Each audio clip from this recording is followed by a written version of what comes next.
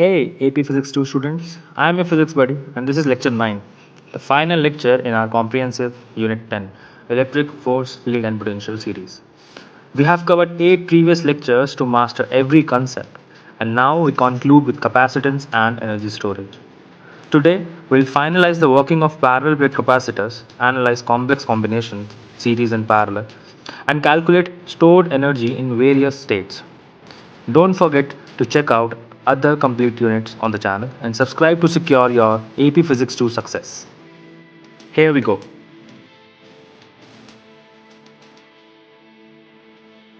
Surfaces. So those surfaces where the potential due to two charges becomes zero. That surface is called equipotential surface. Suppose this is the positive charge, this is a negative charge. The equipotential surface lying between them looks like that. So throughout this surface, potential is supposed to be zero. That's why it is called equipotential surface. How we can find it?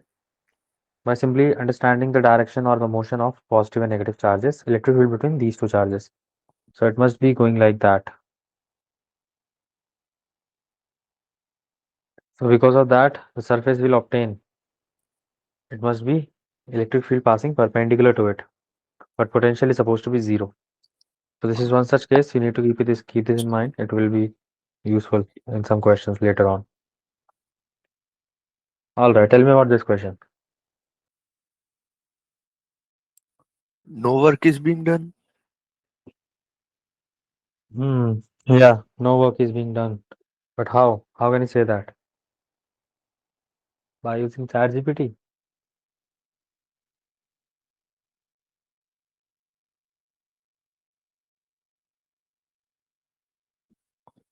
I'm not sure how to say this, but I don't know how to answer this in as an FRQ.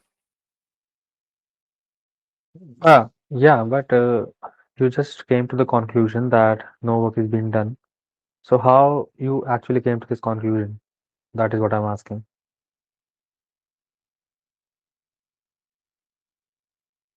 I just guessed it. I think I thought because it didn't state like how the charge is being moved. That's why. No, no, because ChatGPT says so. Now let us understand that how there is no work is being done. This is an important concept to understand, and just assume that there is some positive charge. It's a huge one. It's a source charge, we can say, and it is positive in nature. Similarly, there is some negative charge, and again, is it a source charge? So electric field must be set up between these two charges. So there must lie a surface, so-called equipotential surface, which is supposed to look somewhat like this. So I'm assuming that the surface must be experiencing some electric field going from positive to negative this way. Now what we have to understand here is, no doubt there must be some value of electric field, but at the same time, the potential difference between the points throughout the surface is supposed to be zero because this is equipotential surface. This is what its name suggests. So suppose if there is a charge and that charge moves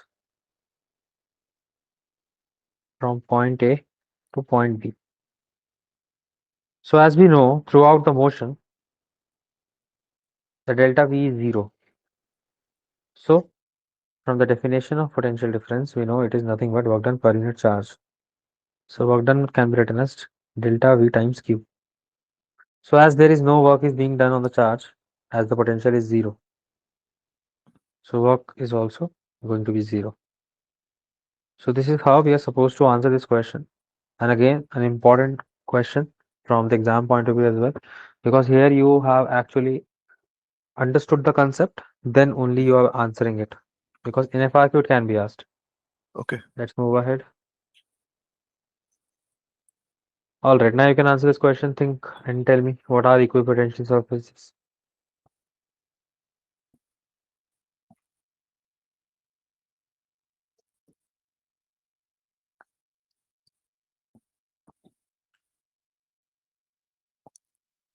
A.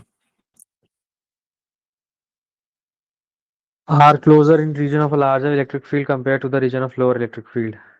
Will be more crowded near the sharp edges of the conductor. Will be more crowded near the region of large charge densities. Will always be equally spaced. So yes, the answer is A, because here equipotential surface will be formed in such a way that it lies closer to the larger electric field.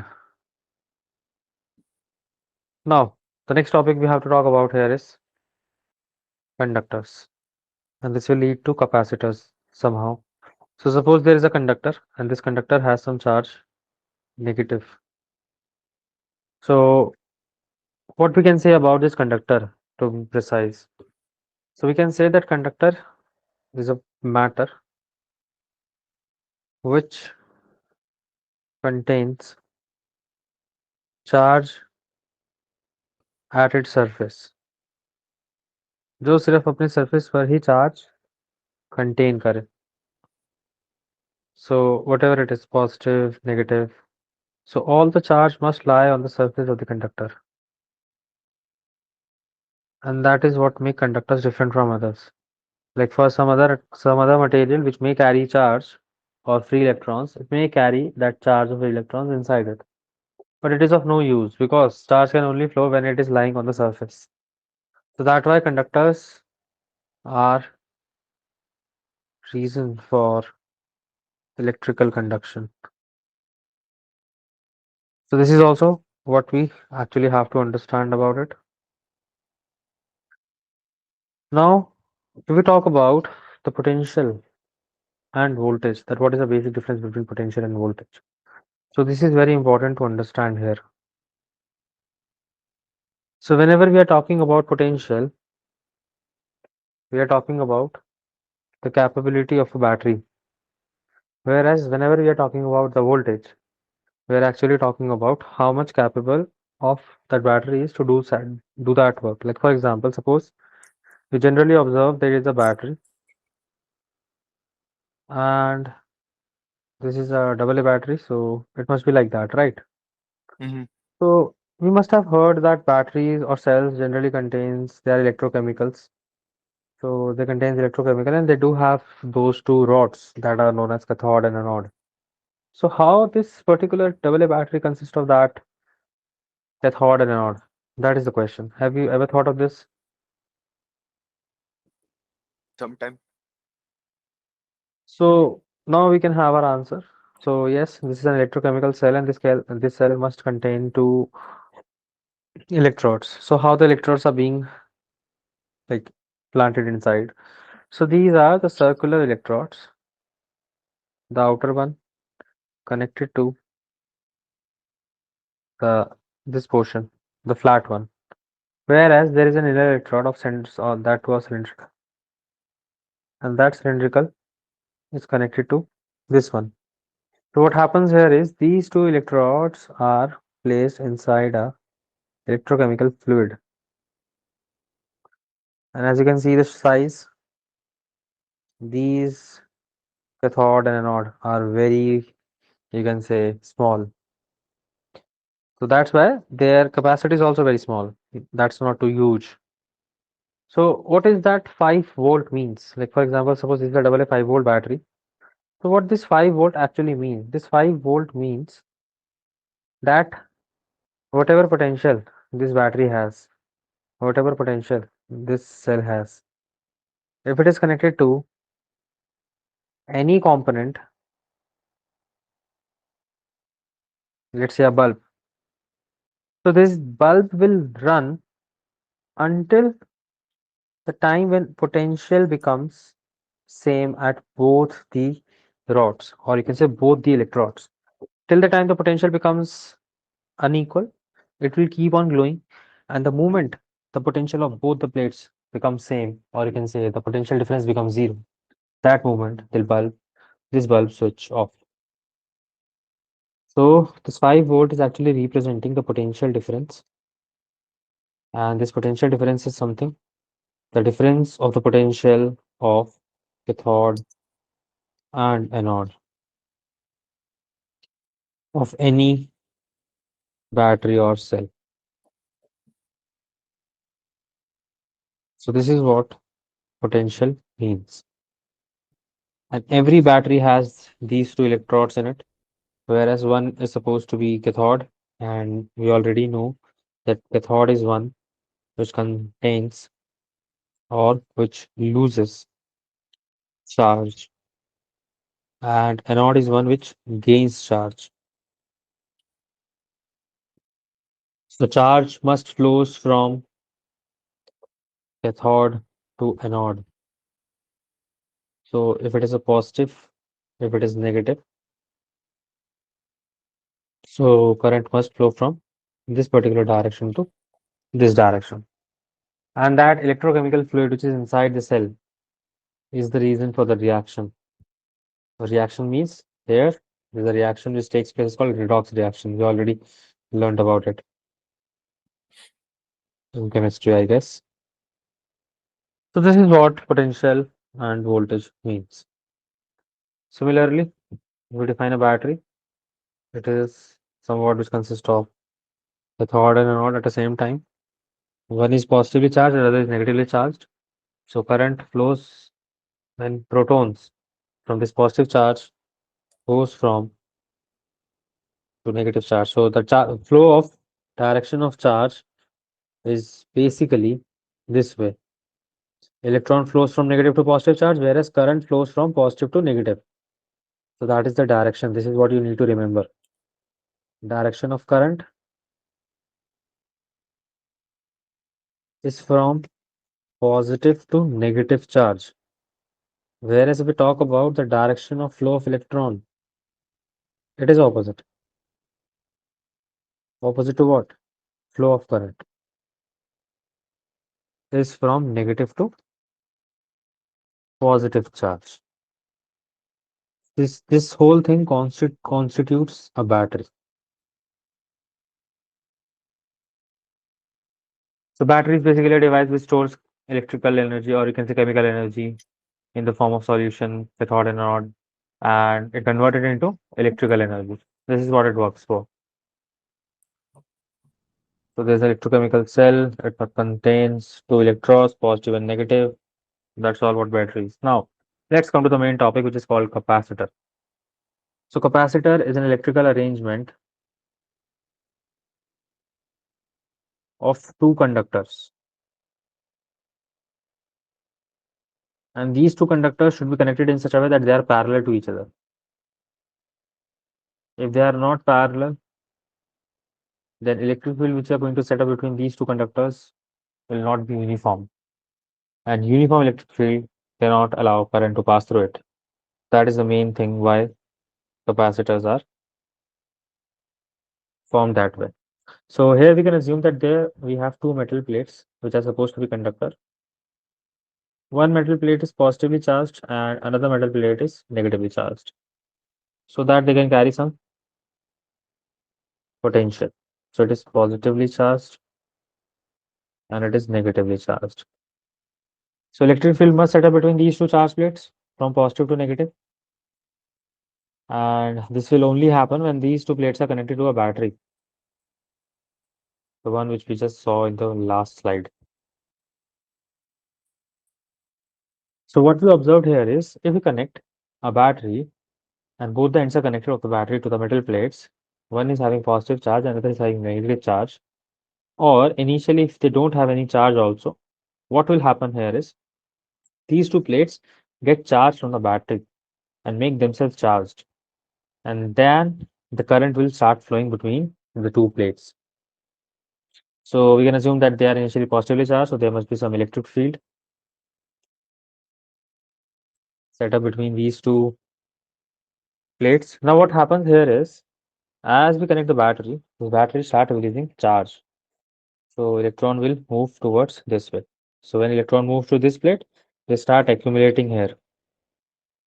And when they start accumulating here, more charge from this plate will move, and that too negative charge start move towards this plate, and this will makes it positively charged. So as the positive and negative charge are set up on the plate, electric field will automatically set up between the plates. So what we found here is that whatever amount of charge is being transferred from one plate to another or added to one plate to another. So that charge is directly proportional to the potential of the battery. So this battery must have some potential, which is represented by V. So whatever charge is being transferred from this plate to this plate,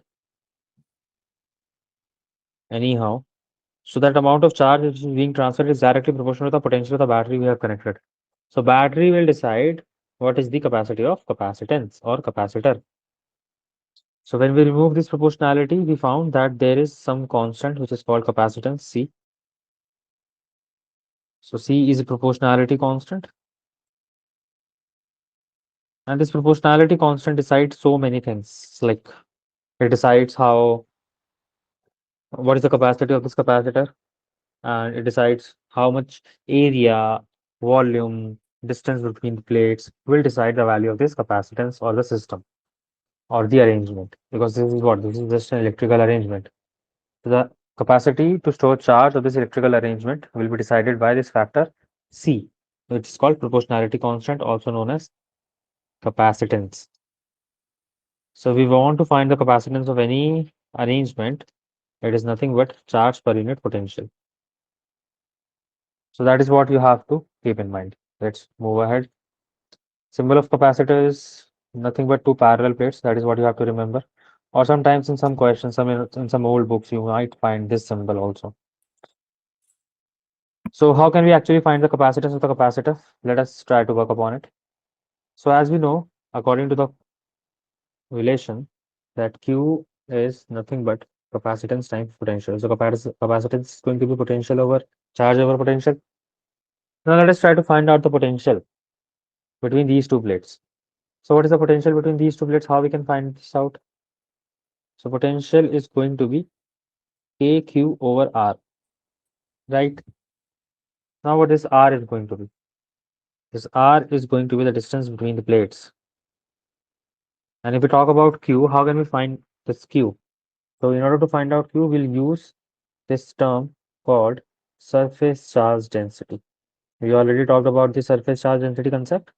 It is used to define the charge for any uniform body. So we have a particular area for this body, which is supposed to be A. So what the surface charge density is, it is represented by sigma, and sigma is equals to charge stored per unit area. So dq by dA.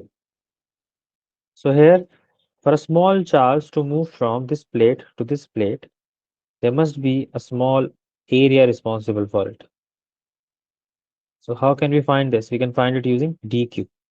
So the dq must be equals to sigma times dA. Or we can also write for uniform bodies, this charge is going to be sigma times area, where the sigma is what? Surface charge density. Remember this. So here Q can be written as sigma times area. So we can write it directly over here. So in place of Q, we can substitute this value sigma over area. And similarly, we can put the value of K also, which is going to be 1 over 4 pi epsilon naught Q over D. That is the value of potential. So we try to substitute the value of this potential in this equation. We can have capacitance is equals to Q over potential, and potential is what? 1 over 4 pi epsilon naught Q over D. So capacitance is going to be 4 pi epsilon naught into D. So this is how you can find out the value of capacitance for a given capacitor. Understood? Yes, sir. Now, what is the unit and dimensional formula for capacitance? It is going to be coulombs per volt, which is also called farad. It has some smaller units as well, like millifarad, microfarad, nanofarad, picofarad, and the conversion is also written here. You can refer this later on as well. Similarly, one more unit which is called CGS unit. It is stat farad, which is equals to 9 times 10 to the power 11 farad. One stat farad is very small unit. This is what you can see. And again, a dimensional formula. As you haven't learned about this, so you can just completely ignore it. Now let us try to understand which one is more dangerous, capacitor or capacitance. Think about it and tell me. Think practically, like in terms of what we have studied so far. So just think and tell me what it should be, which is more Capacitor, dangerous. Like how can you say that capacitor, of capacitor? because it can release energy more quickly than a battery. Hmm, kind of correct. So basically here we have to understand that high power and instant discharging makes it more dangerous. So these are the few points that might be asked to you. So you can simply answer like high power, then instant discharge, and we are talking about these points for capacitor. Similarly, high voltage as well. Whereas that's why these are more dangerous. Whereas if we talk about battery also, they do have some disadvantages, or you can say the flaws which make it difficult to use for a longer run. So what happens is, first of all, it's sustained discharge. This it means that if you just put it somewhere in air, it start discharging itself. So over a certain period of time, it might get discharged a little, not fully, but yeah, sometimes it happens if it is left open in air. Then there is some chemical hazards as well. Like batteries are something to dump it. It's really difficult. So that also makes it very difficult to deal with. But yeah, more dangerous is capacitors for as far as humans are concerned. Now let us try to understand what is the capacitance of a capacitor with or without dielectric. So in order to answer it, like there is a proper derivation part as well, but I don't think so. We should move towards the derivation part. Although we can simply calculate it as well using simple formula, which is Q is equals to CV. Give me a moment.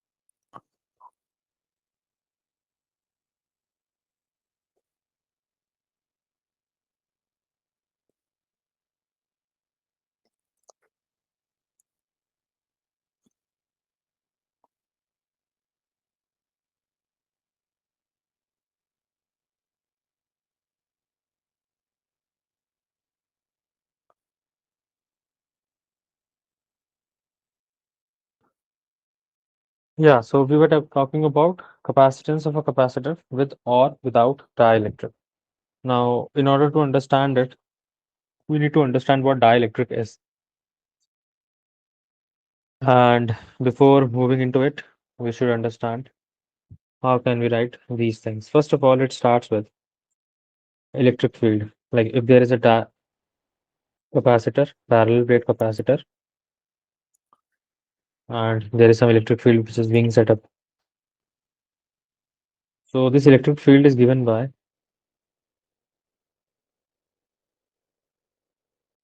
sigma over epsilon naught.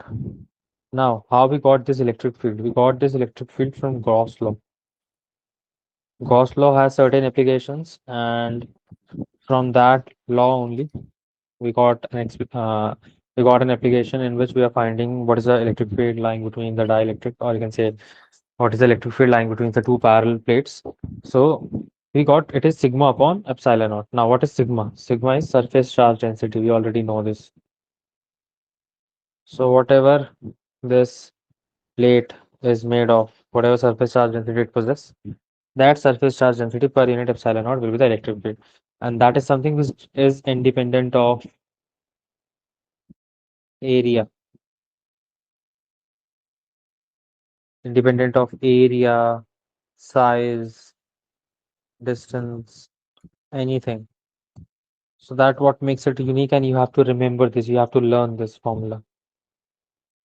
Similarly, there is one more relation that we didn't came across yet, but it is very important to understand. That is the relation between potential and electric field. Although it's very easy to get the relation,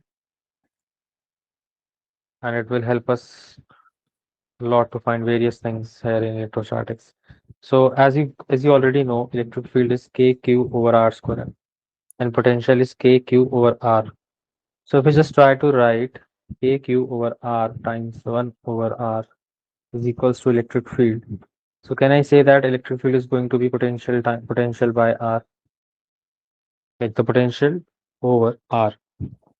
So from here we got the relation between potential and electric field. Also, what you need to remember here that using this you can find out potential, and potential can be written as V is equals to E times R. So electric field is sigma over epsilon naught into R. That is what potential is going to be. Similarly, remember this thing that R is the distance between the two plates. Similarly, we can define capacitance as well. So capacitance for this parallel plates is going to be epsilon naught A by D. Again, I'm not going into the derivation part, but yeah, you have to remember this. Similarly, if we insert a dielectric between the plates of the capacitor, it might change. So this is the capacitance of the capacitor, or you can say of the parallel plate capacitor, when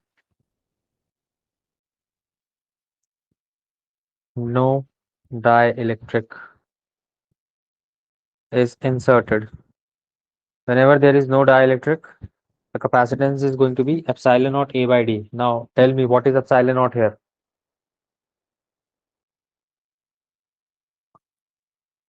8.85. Not the value, but yeah, exactly what it is. What does it mean?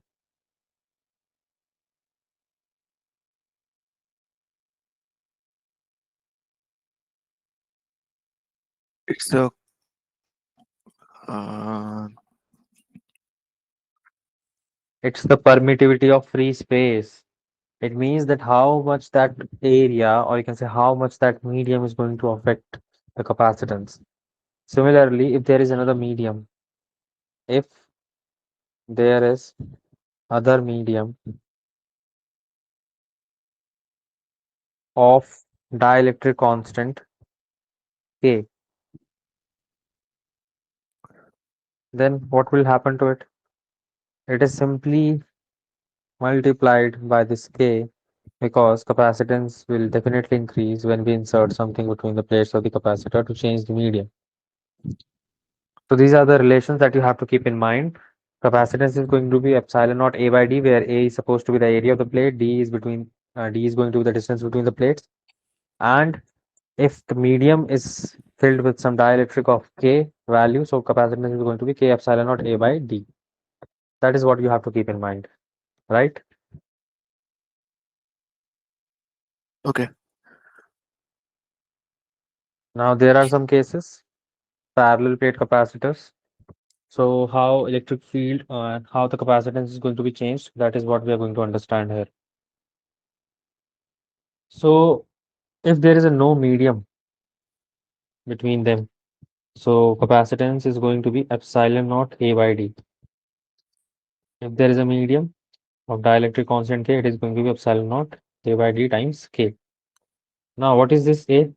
A is the area of the plates. What is this D? D is the distance between the plates. You have to understand these things. Then only you'll be able to solve question in the one go. So these are the relations again you have to keep in mind. So again we have the units. So you can keep this in mind. Capacitance is charge per unit potential, so it is coulomb per volt, or you can also call it as farad, because Faraday was the person who discovered it. So here's the one question. I guess you should try out this question and tell me what it's going to be. Think properly. You have all the relations in mind, then only you'll be able to solve it. So try to recall whatever we have done so far. Give it your try and tell me what it is going to be.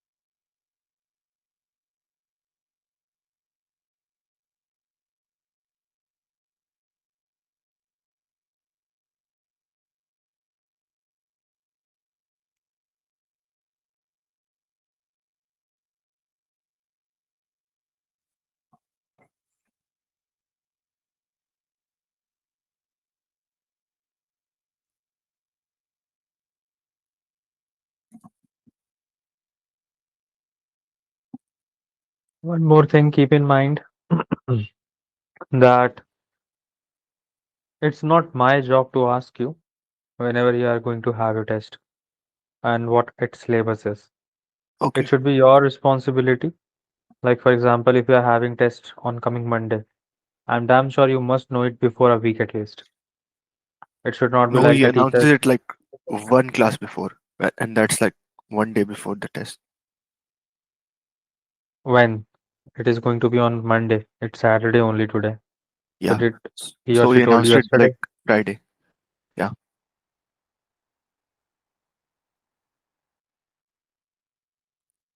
All right, it should be fine. But one more thing that you should do from your end, you're going school every day, you are learning something new. So just make sure that you tell me that today we did this particular topic. It will Okay. hardly take a moment for you to message in the group that today we learned this. That's it. So I Okay. can just keep everything aligned as per your requirement. It should not go beyond it. Because whatever content I have is it's too much. But I don't want it to be given to you so that it won't become more difficult for you to understand. We should stick to Okay. what we need to learn as per the requirement only. Because we have a lot of derivation part in these particular kind of things, and we can do that part, but I don't think so it should be of your use. Because I need to understand this fact that how FRQs are being asked to you. So you just make sure that whenever you're getting assignments as well, now you just share it to me. And have you got some before, like after the first one, you didn't tell me any assignment or something you got. Did you got something? Yeah. It was capacitance and the dielectrics. Those two we When you I got did that last time. assignment? I got that assignment on October 26th, and If you dielectrics was go, also October 24th. see, the moment you are getting the assignment, make sure you share it with me on the same day. Otherwise, I would have no idea that what is exactly going on in the class. Like, for example, you are saying that on 26th you got the one assignment and on 24th the other. So when if you have shared it me on 24th itself, I would have known that teacher had finished this particular topic. So we have to come to this topic at least. And by looking at those questions, I'll be able to understand that what exactly you need to learn. So just make sure that you share those assignment with me as soon as you get them. As soon as Okay. you get them. Okay. Because this, I just want that whenever you are having test in the class, you are ahead of the class. Like if there is a test, you should be the one who just perform stand out in the class. Okay. And that is only possible if you just keep me informed about each and everything.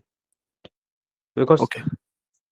see, there are some other students as well along with you I'm teaching right now. One is for AP Physics 1, other is for AP Physics C, then there is some honor physics student as well. My main task is to keep them ahead of their class. Like there's one student, he's performing really well, and that's why they dropped a review on my profile for the same. Like what we are doing there is whatever they are learning in the class and whatever test they're going to have and whatever assignment he has, he just share it. share it with me each and every detail of it. Now, we just try to keep ourselves ahead of the class every time. So whenever he's having any assignment or anything he got from the school, he's able to solve those things on his own, just because he has already learned those things in the classes. We are doing 3 classes a week, and these are huge. You should make most of it, and that thing can only be done if you just be a little more sincere. This is not like hi-fi thing. It's a normal, anyone can do such kind of thing. So whatever you are doing in the class, make sure you let me know, because like you told me that there's a circuit part also coming in the test. Like circuit chapter itself is a huge one. What exactly is going to be there in the test? I should have a proper idea about it. So that idea should be created by you only. Then only we'll keep these things more, we can say, good for you as well. So make sure you keep this thing in mind. And now let's try out on the question and tell me. Okay. I think I got 96. How did you got it?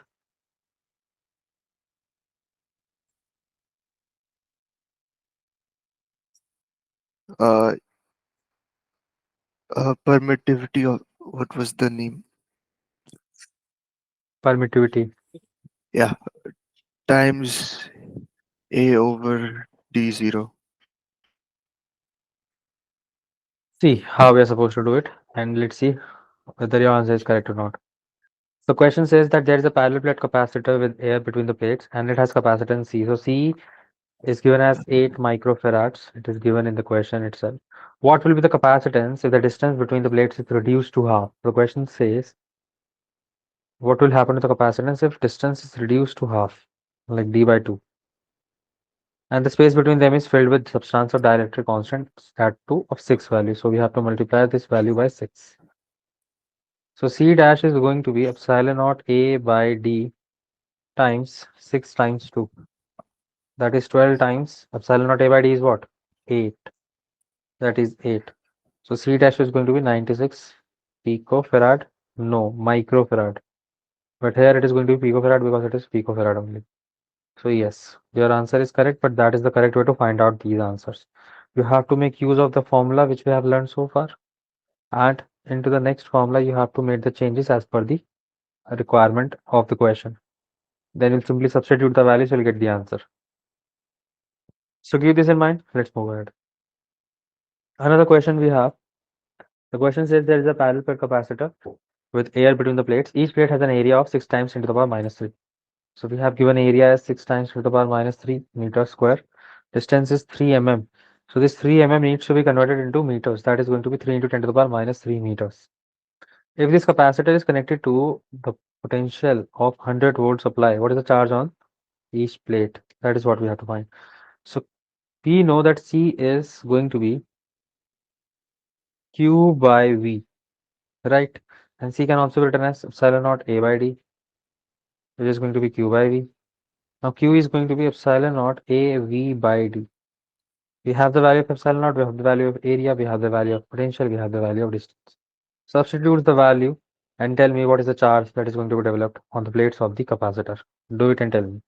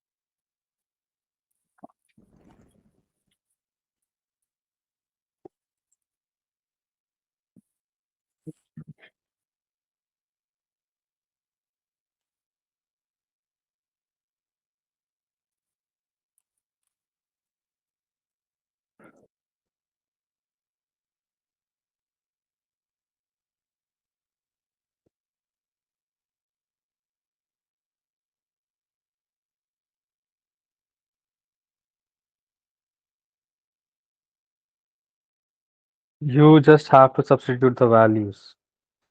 Yes, I'm doing that.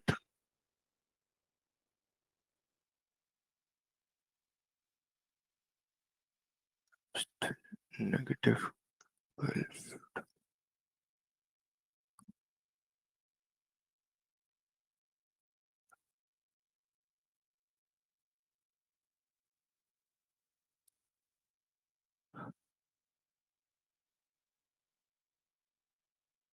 1.7708 times 10 negative 12.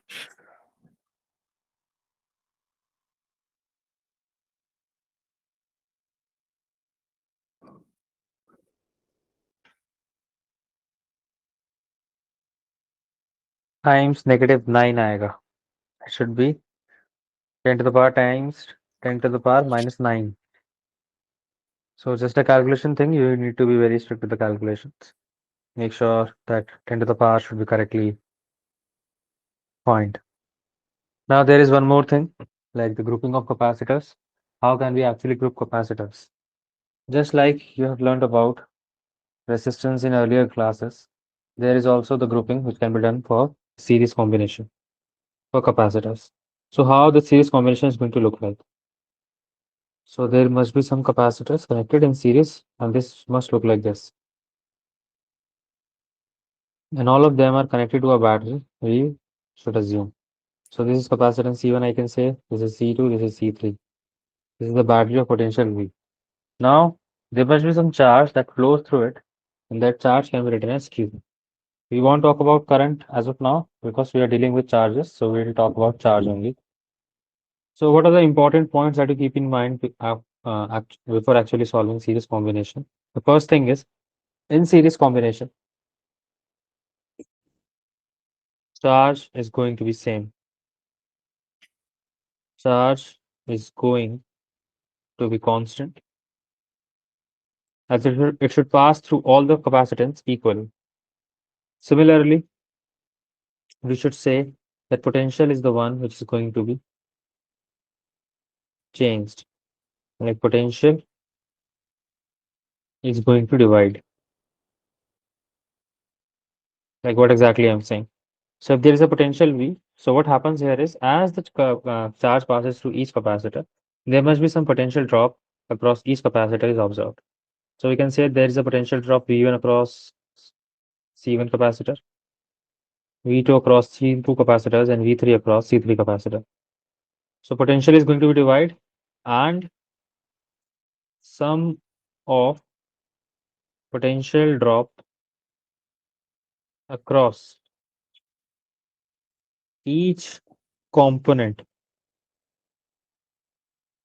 is equals to total potential of battery. So that is what we need to keep in mind. This is the important point about series combination. So here we can say that as the potential is going to divide, so V of the battery is going to be V1 plus V2 plus V3. As we already know, Q is nothing but CV. So V can be written as Q by C.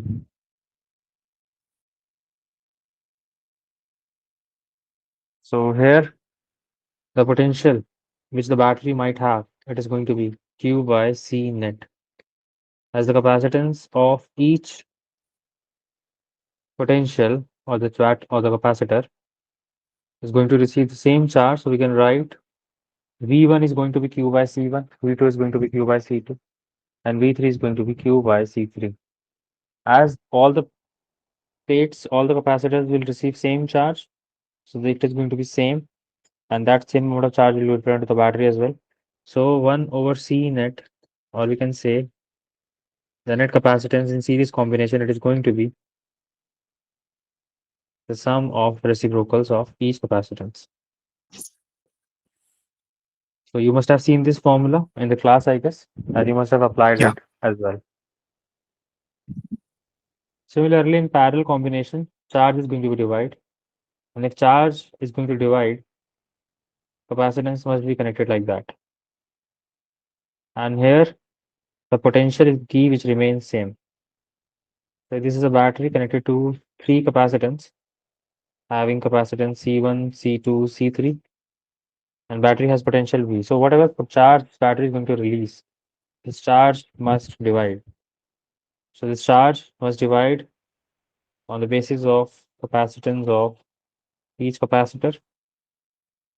As we know, Q is equals to CV. So from here we can say Q is nothing but Q1 is nothing but C1 V. Why V only? Because the potential across each capacitor is going to be V as it is connected in parallel combination. And parallel combination is the one which our house, our home follow. Whatever electrical circuits we have in our home, they are all parallelly connected. That's why only one switch is responsible for the on and off of any particular device. Similarly, Q2 is going to be C2V, Q3 is going to be C3V. As charge divides in parallel combination, we can say. So we can say here that Q total is going to be Q1 plus Q2 plus Q3. And Q1 is what? C into V. It is going to be what? Q1 is going to be what? C1 V. Whereas Q2 is C2 V. Q3 is C3 V. So V can be taken out as common and cancelled from both the sides. So net potential, net capacitance, and parallel combination is equals to the sum of individual potentials. That's it. And this is what you have to keep in mind. And again, you must have seen this particular relation as well in the class. So whatever assignment you have, I guess now you can try solving those questions, whatever they are in the assignment, and do share those assignment with me right now just after the class. And these are important things. Okay. So from the next class Uh, onwards, we'll start from here only. Until then, you should try this one.